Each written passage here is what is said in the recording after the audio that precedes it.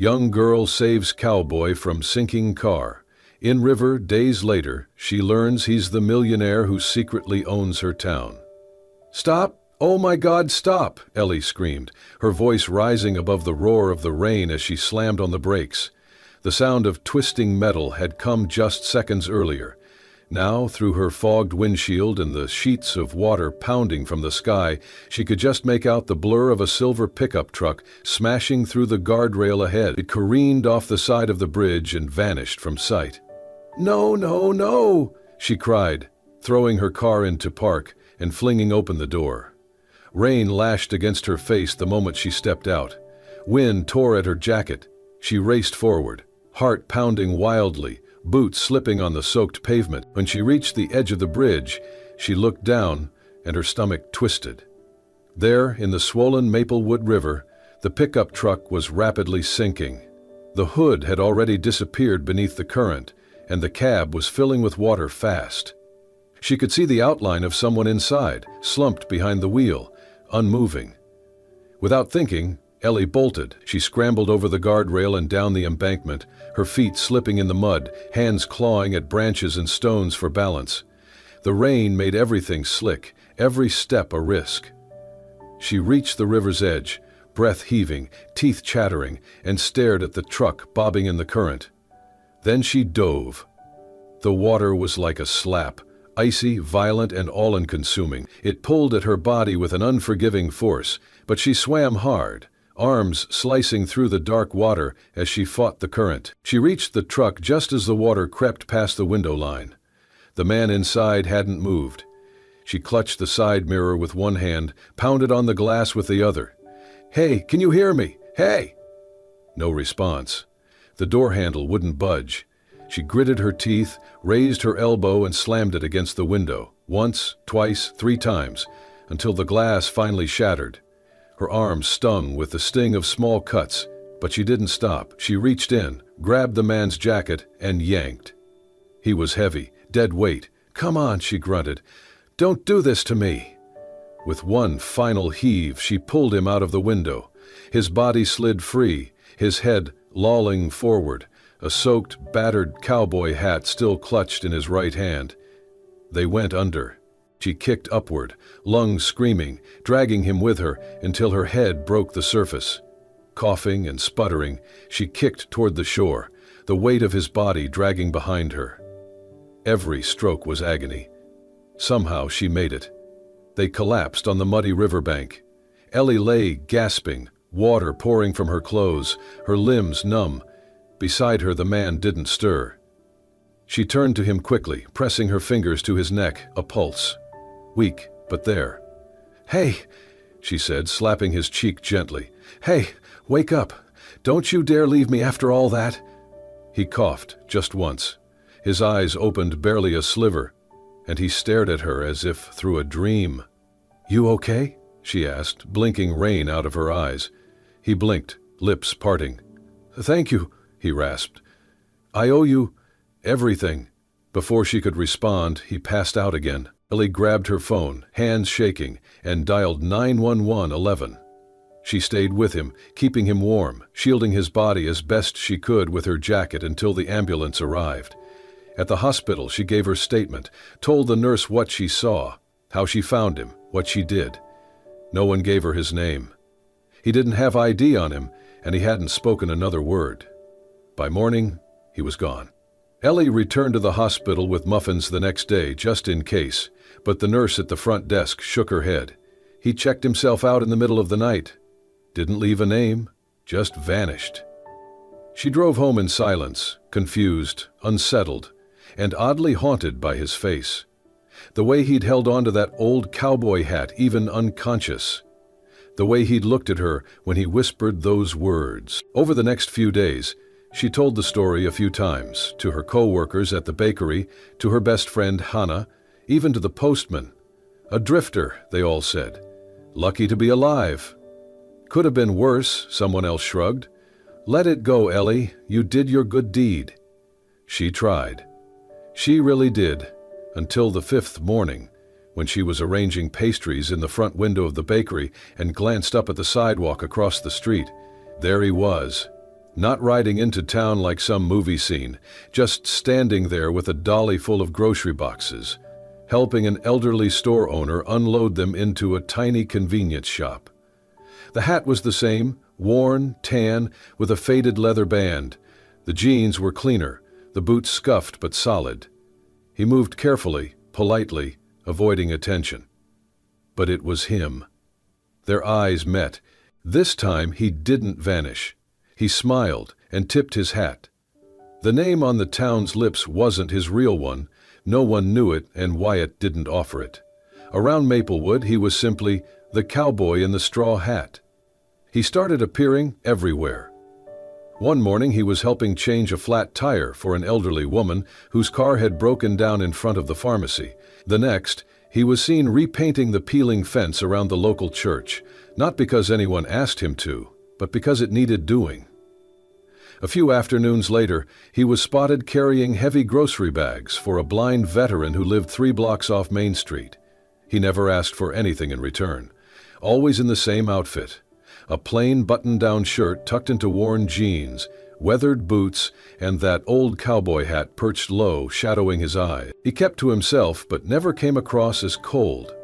He had a way of nodding that made people feel seen, a quiet presence that earned trust faster than flashy charm ever could.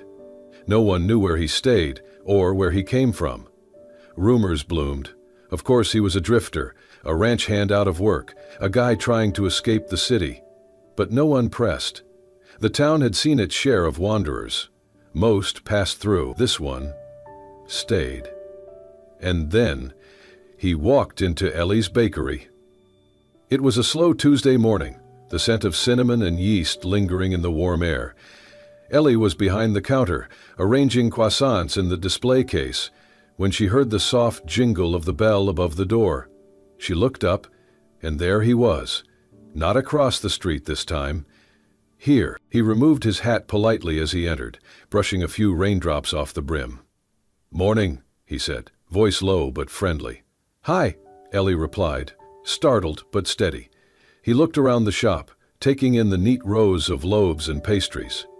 "Smells like memories in here," he said, smiling slightly. She arched a brow. "Good ones, I hope." "The best kind." He ordered a dozen cinnamon rolls and a box of pecan tarts, asking if they could be delivered to the Maplewood Retirement Center by noon. "Just tell them it's from a friend," he said, leaving enough cash to cover it twice over. Before leaving, he glanced at the counter and then at her name tag. "Ellie," he said thoughtfully. "Thank you for that day." She froze. "I haven't forgotten," he added, then tipped his hat and walked out. He didn't give his name.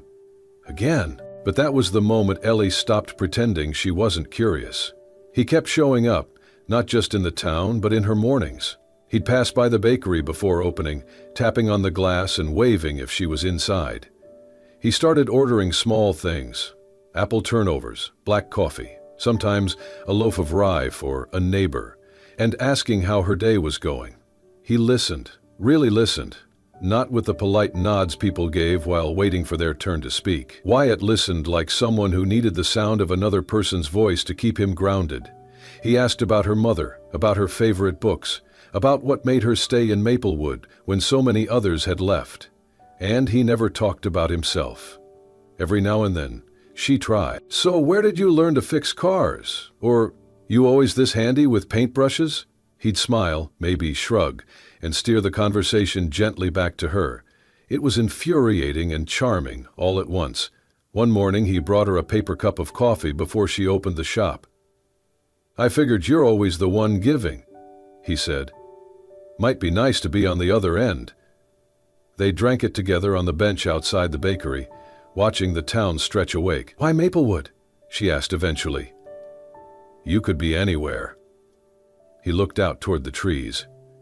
"Some places just pull you back." She didn't press. Their conversations became a ritual. Short, simple, unhurried. He'd always show up first, quietly hold the door open, buy something small, and linger just long enough to leave a trace of warmth in the air. And though he remained a mystery, one thing became clear to Ellie with every encounter. This cowboy, this quiet stranger with a storm behind his eyes and silence in his bones, wasn't just passing through.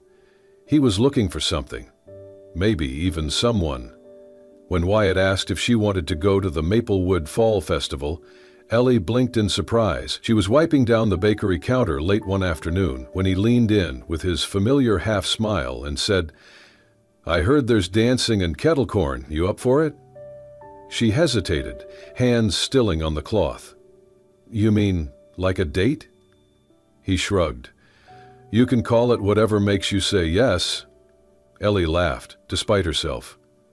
"All right, why not?" That Saturday evening, the town square glowed under strings of amber lights. Booths lined the sidewalks, offering hot cider, roasted corn, handmade jewelry, and too many types of pie to count. Children chased each other with caramel apples in hand, and someone played folk tunes on a portable speaker near the center of the crowd. Ellie arrived in a soft maroon sweater and jeans, her hair loosely braided. Wyatt was already there, holding 2 cups of cider. He wore a navy button-down over a plain white tee, his cowboy hat pulled low, and those same worn boots that somehow never looked out of place. "You clean up all right," she teased as she took the cider. "You too," he said. "You even smell like cinnamon." "I always smell like cinnamon."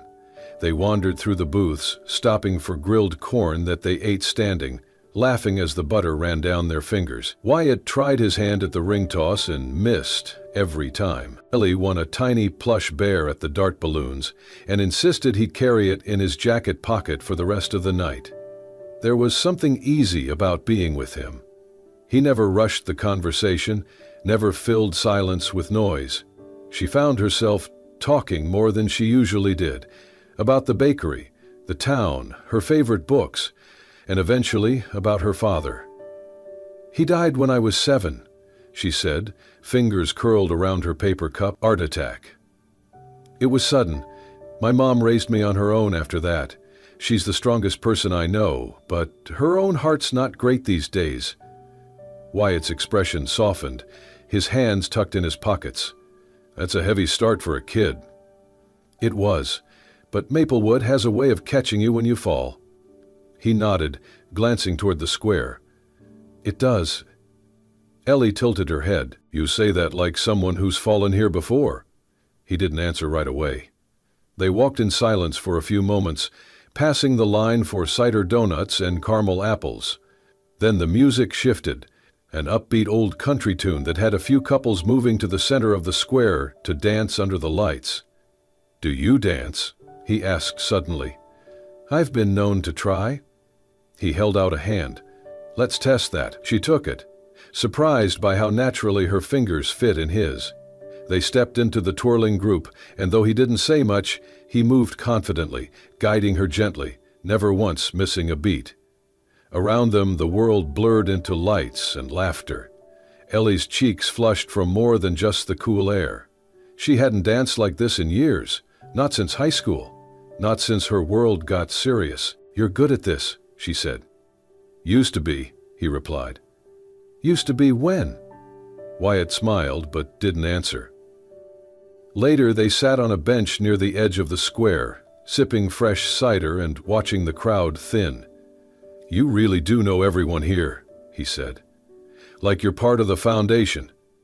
"I've lived here my whole life," she said. "I guess the town sort of grows around you." He nodded slowly, thoughtful. Ellie looked over at him, then asked the question that had been quietly circling her mind for days. "Have you lived here before?" Wyatt turned to her, a flicker of something passing across his face. Surprise, maybe, or something deeper. "You seem to know this place too well to be new," she continued. "You knew about Mrs. Beasley's broken porch before anyone told you. You took that shortcut behind the library the other day like you'd walked it 100 times. Have you?" There was a pause. Then Wyatt offered a faint, almost sad smile. "I've passed through." "That's not what I asked." He looked away, fingers tightening slightly around his cup. "Some things are easier left in the past." Ellie's brows furrowed. "Why does that sound like you're hiding something?" Wyatt turned back to her, that soft deflection still in his eyes. Because maybe I am. She studied him for a moment, trying to read between the lines. Then, quietly, she said, "You don't have to tell me everything. Just don't pretend there's nothing to tell." Wyatt didn't reply. The music faded behind them. The lights shimmered above, but for the first time that night, the warmth between them cooled, just slightly, like a breeze passing through an open door not yet shut. The bakery was quieter than usual that morning. Rain tapped softly against the window panes, and Ellie stood behind the counter, restocking the pastry trays with practiced hands. Wyatt had come in early, like he often did, picking up 2 coffees and a box of croissants for the folks at the shelter, as he said. But today, something was different. He had stepped outside to take a phone call, and though Ellie hadn't meant to overhear, his voice carried through the open door. "I'll make the final decision by next week. Maplewood's future is on the line. Tell Blackstone Holdings to hold off until they hear from me." Her hands froze over the tray. Blackstone Holdings. The name rang in her ears like a warning bell. She ducked out of sight quickly, heart pounding, mind racing. Wyatt's voice lowered, and she couldn't catch anything else, but the damage was done. That name, she knew it. Everyone in Maplewood knew it. Blackstone Holdings was the real estate conglomerate that had bought up half the county in the past decade, quietly purchasing land and businesses under various shell companies, including the deed to the land her mother's house sat on. She waited until Wyatt left, flashing her that easy, familiar smile and promising to see her tomorrow. She nodded, barely managing a smile in return. As soon as he was out of sight, she pulled out her phone and searched. Her fingers trembled. Wyatt Eli Blackstone, CEO, in waiting, son of Charles Blackstone, the late founder, current acting executive, known for his silence in the press and avoidance of public appearances, a recluse, a mystery, a lie. He wasn't just some cowboy who drifted into town, he owned it. That evening, Ellie sat on the bench outside the bakery, arms crossed, watching the dusk settle over Maplewood. The lights from the storefronts flickered on one by one. The rain had stopped, but the chill in the air remained. Wyatt arrived right on time, holding 2 cups of coffee. "You always bring 2, she said without looking at him. He chuckled, handing her one. "Habit, I guess. Or hope." She took the cup but didn't drink. "You said something earlier," she said carefully. "On the phone." He tensed, almost imperceptibly.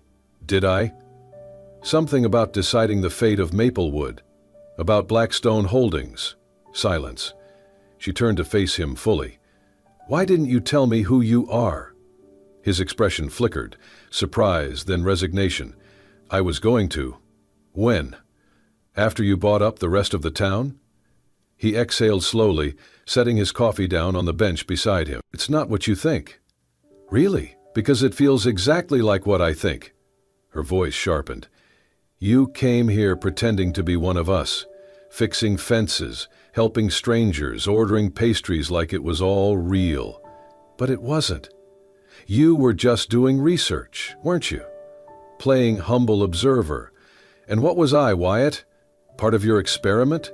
A local flavor to spice up your market analysis?" He didn't flinch, but he didn't deny it either. "I came here to remember what it meant to belong somewhere," he said quietly. "I didn't know if I ever had, not really. I didn't plan for any of this." Ellie stood, anger tightening her shoulders. "You knew I trusted you. You let me believe you were just here. Like me, like any of us." "I was here," he said.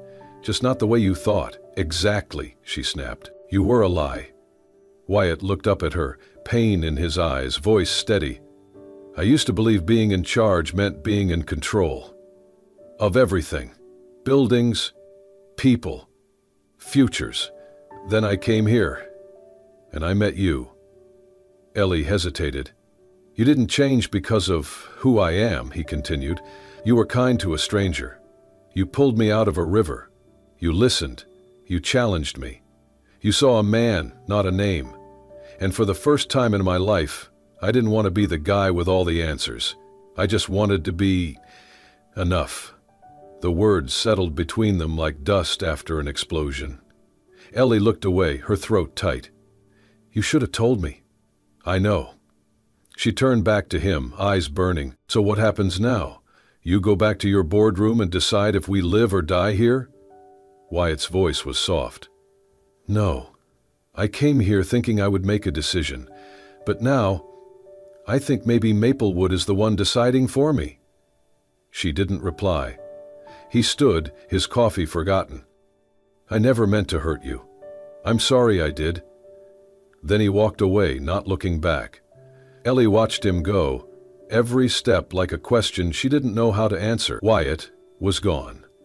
No goodbye, no note, just silence. He disappeared the same way he had arrived, quietly, without fuss or drama, as if he had never really been there at all. But he had.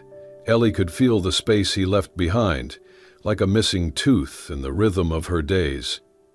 She still opened the bakery each morning, still stocked the same pastries and poured the same coffee, but nothing felt the same. The bench outside stayed empty. Every time the bell over the door rang, her heart leapt before she even realized she was hoping. The town murmured, of course. His name was still unknown to most, but the rumors of a large land buyout grew louder by the day. The paper ran a short column about a prospective development deal and resort zoning discussion. Then the letter came.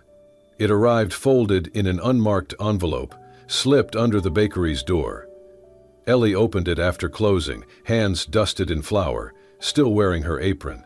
The logo at the top was unfamiliar, something sleek and corporate, but the message was clear.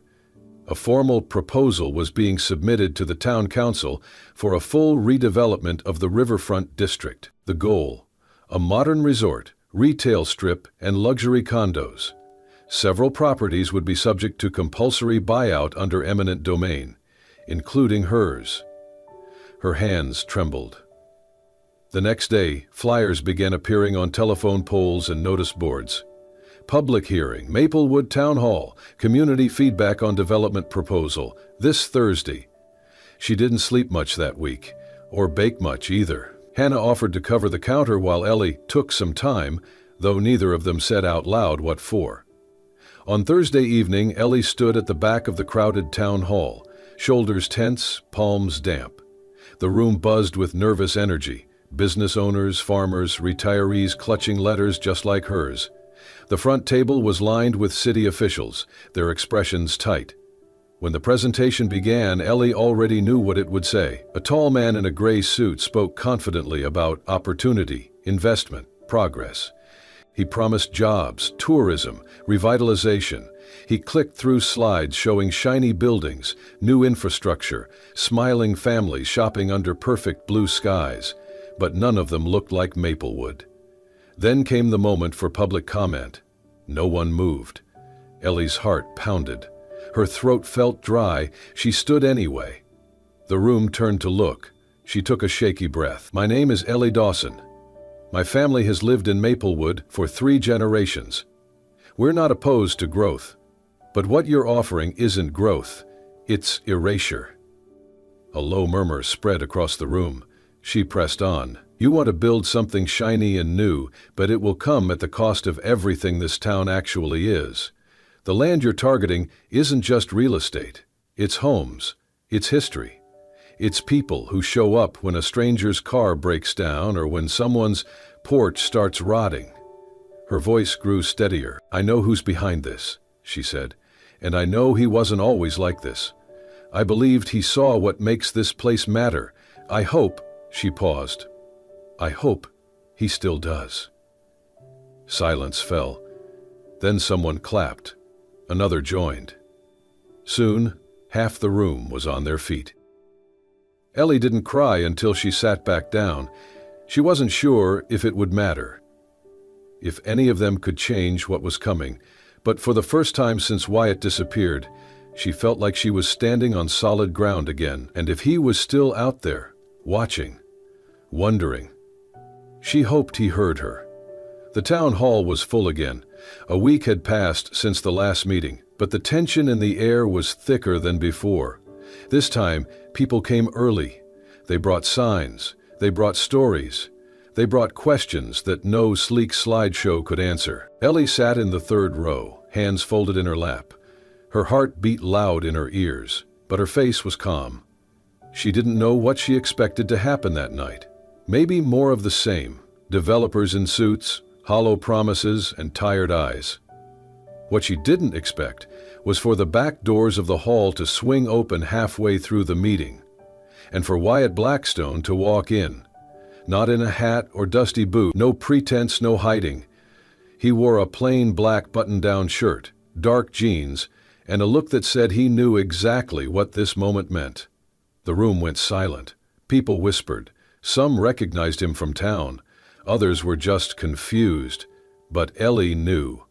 The moment their eyes met, she knew he hadn't just come back. He had come to choose. He walked straight to the front of the room and asked politely to speak. The mayor, clearly caught off guard, stepped aside. Wyatt turned to face the crowd. No microphone, just his voice. "My name is Wyatt Blackstone," he began. "Yes, that Blackstone." A ripple ran through the crowd.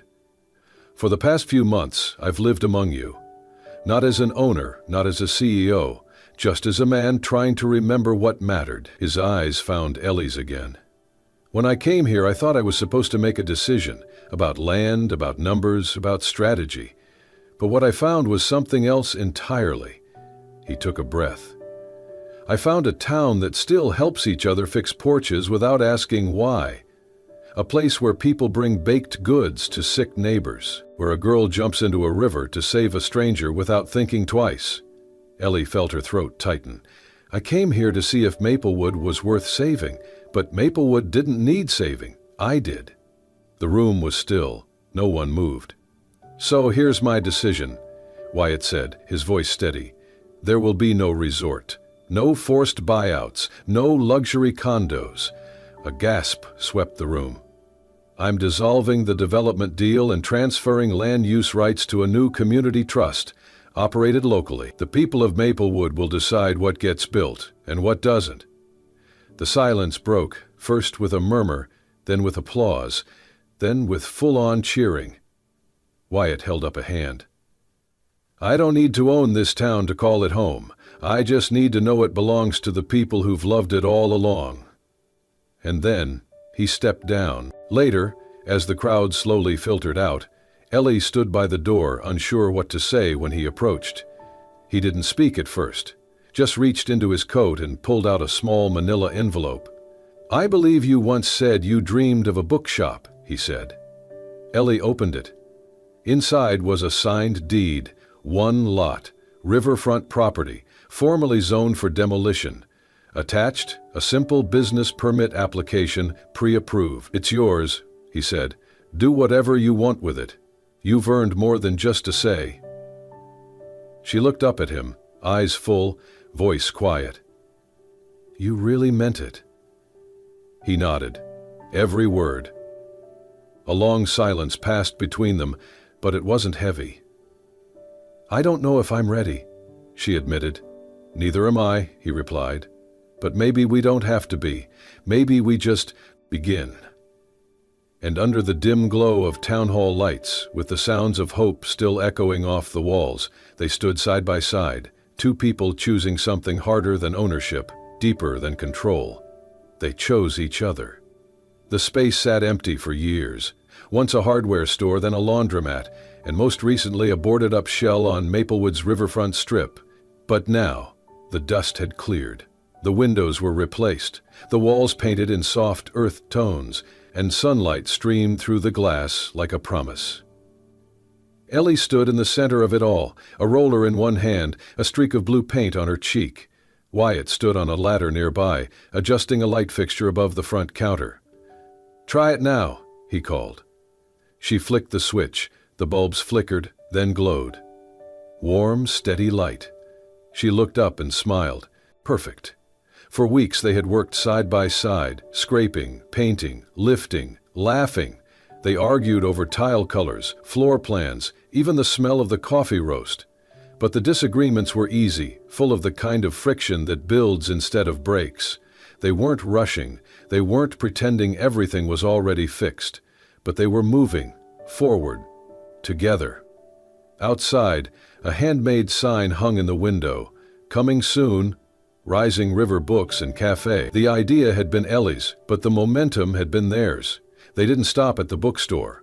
That summer, Wyatt helped her organize Maplewood's first ever Little Readers Camp, held in the town square. Children gathered under colorful tents to listen to stories, do crafts, and sip lemonade. Ellie read aloud each morning. Wyatt handled setup and ran the cornhole tournament in the afternoons. He wore a lopsided Book Buddies apron the entire week, much to the amusement of every kid under 10. It wasn't just the kids who came. Parents stayed. Grandparents volunteered. The town showed up, day after day, drawn to something that felt more like family than an event. Behind the scenes, Wyatt worked quietly with the Community Trust Board, never seeking credit. It was his influence that secured the grant for medical upgrades at Maplewood General. It was his anonymous donation that covered Mrs. Dawson's new heart monitor and medication for the year. Ellie found out from the nurse. "You know," she said one evening as they closed up camp, folding chairs and rolling banners, "you don't have to keep doing all this behind the curtain." Wyatt glanced up from the supply bin. "I'm not doing it to be seen." "I know," she said. "But maybe it's okay if people see the good you're doing. Maybe they deserve to," he shrugged. "Maybe I'm still learning what it means to show up." She stepped closer. "I used to think being loved meant being used, like people only stuck around when they needed something." His eyes met hers, quiet and steady. "And I used to think that being known meant being rejected. Like if I showed who I really was, no one would stay." She reached for his hand. "Let's stop running," she said. "No more fear, no more hiding. Just, let's walk toward each other."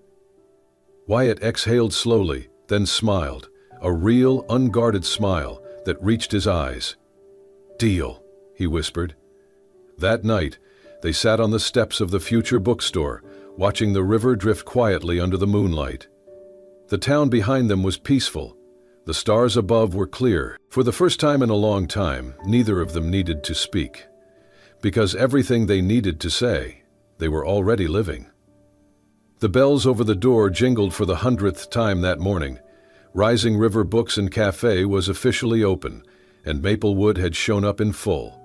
Sunlight poured through the tall front windows, casting golden light across shelves lined with paperbacks and hardcovers, memoirs and children's tales. The scent of fresh coffee mingled with the soft hum of conversation and the occasional burst of laughter. A group of toddlers sat cross-legged in the reading nook, listening to Miss Ellie, now affectionately known as Story Lady, read aloud from a picture book about a talking river. Near the back, two retired teachers debated over their favorite American poets while sipping herbal tea. In the community corner, neighbors swapped gently used novels and posted handwritten notes on the Books I Love board. The space pulsed with life. Not just as a business, but as a home. A place built not from profit, but from purpose. And at the center of it all stood Ellie, watching it unfold with misted eyes and a heart fuller than she'd ever known possible. Wyatt moved through the crowd quietly, refilling mugs, picking up napkins, helping a young boy reach the top. He hadn't worn the cowboy hat today, but the same familiar ease lingered in his movements. No longer a stranger, no longer a secret, just a man fully rooted in where he'd chosen to be. By noon, the official ribbon-cutting ceremony began. Ellie stood by the door with a pair of silver scissors, Wyatt beside her, his hand lightly resting on the small of her back. Her mother sat in the front row, cheeks flushed with pride, eyes shining. Hannah waved from behind the coffee bar, already out of muffins but grinning ear to ear. "Thank you," Ellie said, voice warm as she addressed the crowd. "A year ago, this place was just a dream. Or maybe it was a memory waiting to be built. And none of it would have happened without all of you." She turned to Wyatt. "Especially you." The ribbon fluttered to the floor with a cheer. Flashbulbs popped. The crowd surged forward, pouring into the store like light through an open window. Later that afternoon, as things quieted and sunlight softened into gold, Wyatt led Ellie to the back of the store, away from the chatter. He reached into his pocket and pulled out a small, square box. "I've been holding on to this," he said, "for the right day." Ellie's breath caught. "Today's the right day?" He nodded and opened the box. Inside was a simple silver ring, its band hammered smooth, and set in the center, delicate, unpolished, unmistakable, a soft gray stone, imperfect and beautiful. She recognized it instantly. "The river," she whispered. He smiled. "The day you pulled me from the water, you dropped your flashlight. When I went back later to look for it, I found this caught in the rocks. I kept it. I didn't know why at the time." He looked up at her, eyes steady. "But now I do." Ellie blinked back tears. "You didn't just save my life that day," he said. "You saved what was left of me. You pulled me out of more than just a river.